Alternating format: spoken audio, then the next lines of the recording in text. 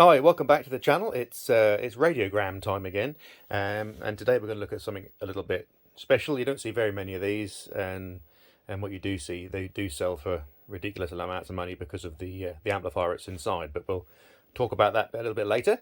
You've got an RGD, massive big radiogram. Oh, I lift the lid up because I'm one-handed. It's so heavy. Now, it has had a replacement deck fitted in the 70s, by the look of it. The client who we're repairing this for is happy to leave this. He doesn't want it put back. He's got a lot of LPs and 45s he wants to play, and he's happy with that deck, so that's going to stay.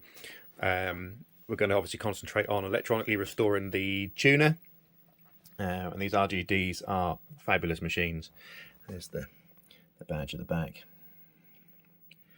The creme de la creme. These and Dynatron really were the big players of the time, and it sounds awesome. Or will sound awesome when we've finished it. But let me show you around the back.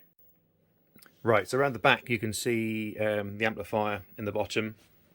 The tuner unit is obviously hidden up in here.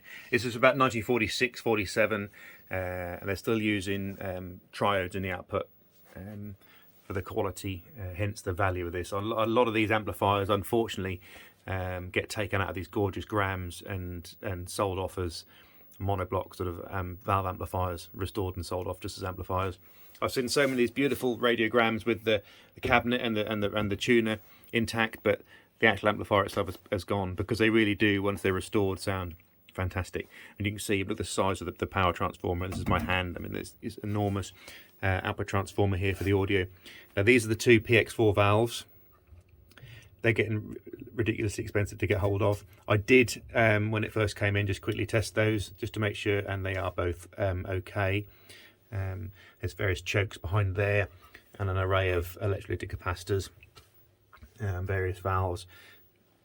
Up there you can see, not quite, there's obviously the replacement deck.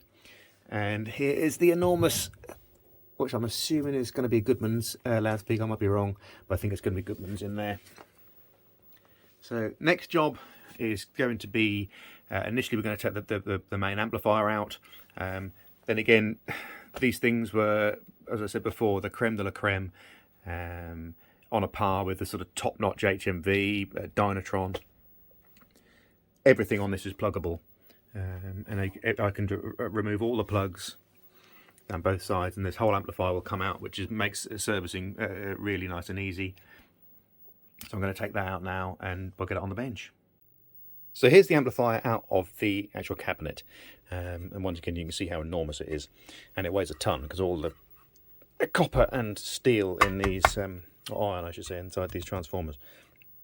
I've taken the PX4s, or PP3 250s as they're used, because these use as Mazda, out because of the value, and I don't want to break them because it causes problems. You can see something's happened to this valve here. The coating is starting to flake off for some reason. I don't know what's happening there. Let's try a different light and like that. You can see this, yeah. But we'll have a look into that. That's the SP41. There's an HL41 and the UU7, which is the rectifier at the front here. And you can see it's filthy. So let me just pause. We'll have a quick look underneath, and then I'll come back and I'll give it a clean. So here's the underside of the RGD chassis, and you can see it's an absolute joy. It's beautifully wired. You can see why these were the price they were. They're so well built. Obviously, there's a few capacitors here we'll be changing. Double check all these resistors. But you can just, there's those. It's just a pure pleasure to look at, because it's absolutely gorgeous under here. All the wires are, are nice. They're all cotton covered, but rubber underneath, and they're in superb condition. So there'll be absolutely no issues with any of these, I'm sure. But we will just check. So next job, I say, I'm going to turn it up the right way again. I'm going to give it a good clean, because otherwise I'm going to start sneezing. And then we'll get under here and we'll start replacing these components. We'll replace all the capacitors, double check the electrolytics. The customer has requested we can keep those if we can. So if, fingers crossed, they'll reform. I've got a good feeling they're going to, because I think it's obviously been used over its life. So we'll see. We'll test those as well. And we'll go along and test these resistors. And then we'll come back and give it a try. Okay, so I've checked the resistors, and as you can see, there's quite a lot of new resistors gone in here. quite unusually, to be fair, but they're normally really selected good quality ones. But it's getting on. It's 80 years old, so a good selection of these resistors had actually gone, you know, quite a bit out of tolerance. So you can see there's a whole load of new ones fitted in there.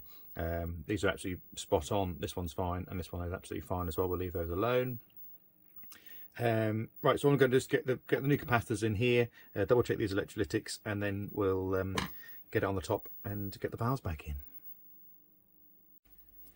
So we've been right through, recapped, electrolytics checked out, both in their value within tolerance, and they reformed just fine as well, so that's all good. I did think they probably would be alright because it's been used relatively recently, albeit it hadn't been replaced. As I said, a lot of these resistors had gone high, or some have actually, one of them has actually shown open circuit. A new electrolytic had gone in here that was originally fitted up here, so a little bit of rewiring just to make that nice and neat and tidy. Obviously the new one's a little smaller.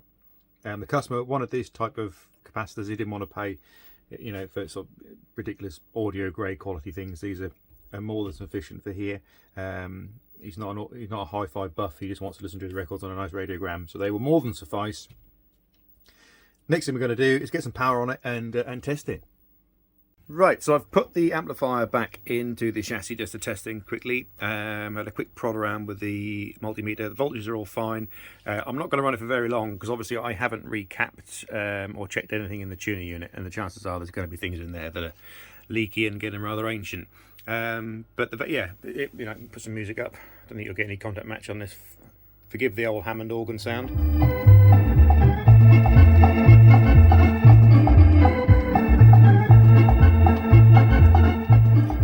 It does sound pretty good. Obviously now I'm just going to get in and recap the tuner just in case that's caused any issues with the dragging any juice down, but it all looked really good. Speaker's fine. So tuner unit out now. As far as I'm aware, let's spin it around. Someone very kindly, nothing to do with me, has put wheels on the bottom of this and done it very nicely on a little sort of caddy that you can take off, so it's very useful to move it around. Here's obviously the tuner unit. It'll be knobs off. This faceplate will come off, this wood with this glass, and then I'm assuming what normally happens, the tuner can come straight out the top. So that's the next job. Tuner out, on the bench. One thing worthy of note, if you ever get the chance or lucky enough to restore one of these, they have a very similar way of fixing their knobs to HMV, which is basically, it's not a grub screw. It's like it's this little self-tapping screw. You can see it there. That screws into here. So the knob obviously goes on like so. There's the hole for the screw to go in, and the screw then just screws into this. So make sure, so if you do it, make sure you take the screw right out of there, and then it'll come off straight off. Otherwise, if you think you just undo it a couple of turns like a grub screw, you could break this or damage the knob. So just thought I'd make you aware that they're a bit more tricky than the usual type with a grub screw. So I've got the tuner unit out on the bench, and you can see it's quite big. It's taking up quite a bit of the bench. What I'm going to do now is just take off this wooden surround. Obviously the 4 bolts in the corner allow me to withdraw the actual chassis from the radiogram itself. There's all the gubbins. So I'm just going to take this wooden frame off just to protect the glass, remove all this, and then I shall then get on with checking the actual tuner chassis itself. So I've taken the wooden surround off, just so I'll give you a quick view. I thought the actual top glass was dirty, but it's not. The top glass is clear. It's this perspex here that's really dirty, that sort of has the, you can see it's marked in meters and kilocycles, which is quite unusual for the time. It's normally marked in just meters and station names. So to have both on there is an unusual thing to see. But as you can see, you've got a long wave, medium wave, and then 3 short waves on this side. But just a quick sort of look here, you can see with the, just by rubbing the dust off, how much cleaner that is, and you can clearly see the numbers underneath, same as this perspex bar that runs across there. But we'll deal with that a little later. First thing we're going to do, as I said, is just get inside here. So we've got it on its side. We can see that it's beautifully laid out, much like the amplifier chassis, just obviously a few more bits and bobs to get in the way. We've got these 6 wafer switches here for selecting the bands, driven by these gear wheels up here, and this side is for the selectivity and the gramophone switch to allow the record player to work. Same as before, capacitor replacements, we'll go through those, double check the resistors, There's not many in here. It's just awkward because the chassis is very deep. So you can see I have to go, it's a long way in there to try and replace things. So that's going to be the time consuming bit on this. Just to go back to these gears at the top here, then again, it's just testament how good and how well built this equipment was. There was no expense spared. I mean, nothing would bother doing this today. They wouldn't bother just because you've got a switch here, having all these gears to make the switch work there. I mean, it's crazy, but it's beautifully engineered, and it's, you know, once it's restored, this could potentially go on for another 100 years. They're tank-like, they really are. So I'm going to get on, recap it, and then we'll fire it back up in the chassis. Okay, so I've got along and recapped the tuner section. As you can see, there's various caps in there. All what the customer's okay with. He didn't say that I very much doubt he'll ever use the radio anyway, because he's a big 45 and 78 guy. He loves his 45s and 78s, and this is mainly what this is going to get used for. It is, at the end of the day, only a medium, long and short tuner. But it's working as it should. We're not going to go near the IFs. These are sealed on here, and I've had a look, and if I try and adjust them to sort of squeak an extra little tiny bit out of it, it's going to break. So I've left those alone, and I've got 1.5 foot of string wire hanging out the back of the aerial, and I'm picking up all the stations. So as I said, I very much doubt he's going to use it anyway. But it's just from the point of view, we are doing a full service, so the tuner gets the same level of service as the amplifier. So anyway, that's done. I'm just going to give a quick flick up and down the dial so you can hear what we can get. Forgive me if this power supply starts whirring in the background. This is what's now supplying the heaters, because I've got it on a temporary supply at the moment just to test it. HT coming in here from our bench high tension supply, and they say the 4 volt for the heaters is coming from the low volt power supply there. Obviously, so we're drawing nearly 4 amps, so occasionally the fan cuts in on there. We've got 1, 2, 3, 4, 5 valves in here, including the magic eye, plus dial lights. You know, another dial light here, another dial light up the top here. So it's now cut in now. So we're going to turn these lights out, and then we're just going to do a quick flick up and down the band. Temporary knobs on just for me to test.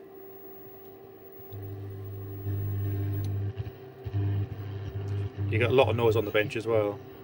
You find candidates with the right experience. I need Indeed. Indeed you do. Indeed delivers quality candidates, so you can focus on...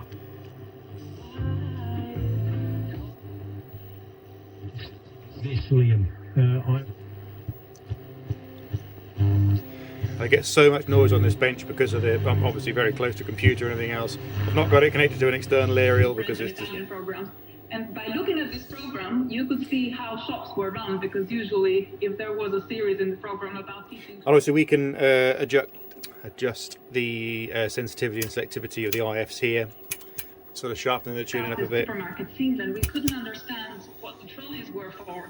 Like, why would you need a trolley to go to the supermarket, and how to pick up things yourself from the shelves? As I said before, the magic eye is, as you can see, it's sort of just glowing, but the customer's not worried about replacing that. They're getting quite expensive now, and really they are in here. This sort of like a visual thing. And I said he's not going to really use the tuner anyway. So, next job, I'm going to get the tuner back into the chassis, because the only part we are going to need is the input down here, because this is where the gram goes into. Oh, yeah, I didn't show you that because I've got that plugged in, just hooked up lightly in there as well. And we're on a part where there's no...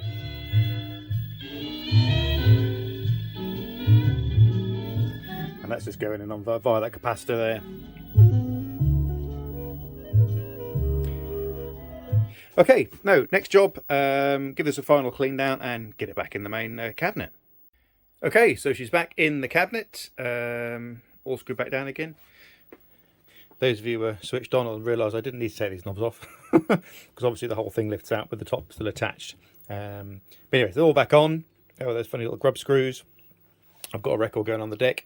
Now this is I'm going to try and experiment, because this is what's his name? Peter someone, playing a Hammond organ, so I don't think it's going to pull up any content match, so hopefully be able to have a little listen to this. Let me just drag that back to the beginning again. But it sounds awesome. So here we go.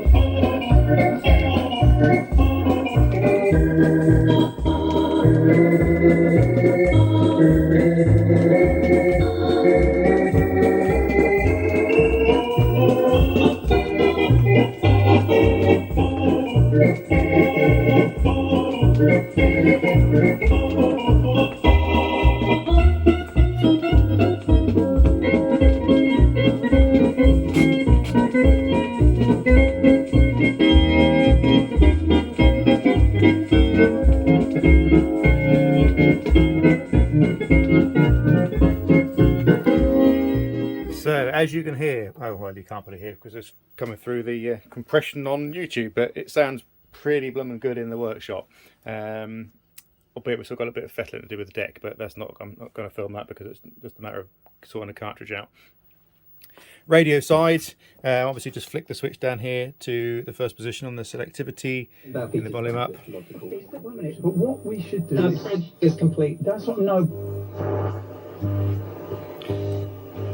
For those of you across the pond who watch in the States or anywhere else in the world, we've got very little left on medium wave in the UK. Talk stations, as in most of the world. And helping out in the front line at home right now. Do more, help more, be more.